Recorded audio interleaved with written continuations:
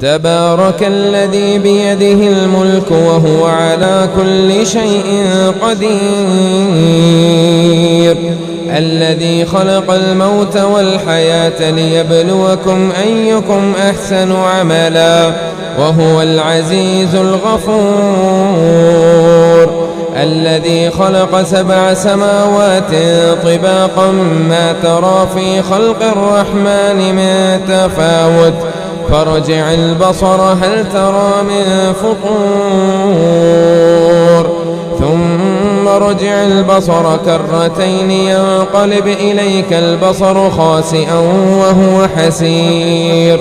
ولقد زينا السماء الدنيا بمصابيح وجعلناها رجوما للشياطين وأعتدنا لهم عذاب السعير وللذين كفروا بربهم عذاب جهنم وبئس المصير إذا ألقوا فيها سمعوا لها شهيقا وهي تفور تكاد تميز من الغيظ كلما ألقي فيها فوج سألهم خزنتها ألم يأتكم نذير قالوا بلى قد جاءنا نذير فكذبنا وقلنا ما نزل الله من شيء إن أنتم إلا في ضلال كبير وقالوا لو كنا نسمع أو نعقل ما كنا في أصحاب السعير فاعترفوا بذنبهم فسحقا لأصحاب السعير إن الذين يخشون ربهم بالغيب لهم مغفرة وأجر كبير وأسروا قولكم أو اجهروا به إنه عليم بذات الصدور ألا يعلم من خلق وهو اللطيف الخبير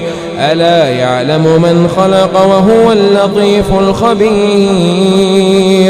هو الذي جعل لكم الأرض ذلولا فامشوا في مناكبها وكلوا من رزقه وإليه النشور أأمنتم من في السماء أن يخسف بكم الأرض فإذا هي تمور أم أمنتم من في السماء أن يرسل عليكم حاصبا فستعلمون كيف نذير ولقد كذب الذين من قبلهم فكيف كان نكير أولم يروا إلى الطير فوقهم صافات ويقبض ما يمسكهن إلا الرحمن إنه بكل شيء بصير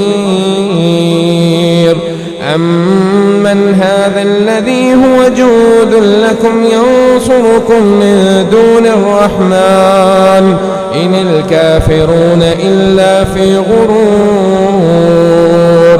أمن هذا الذي يرزقكم إن أمسك رزقه بل لجوا في عتو ونفور أفمن يمشي مكبا على وجهه أحدى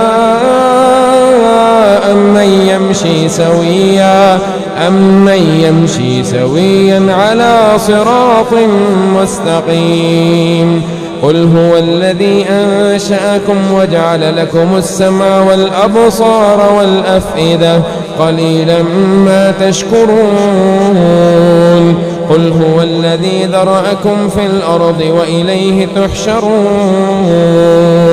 ويقولون متى هذا الوعد إن كنتم صادقين قل إنما العلم عند الله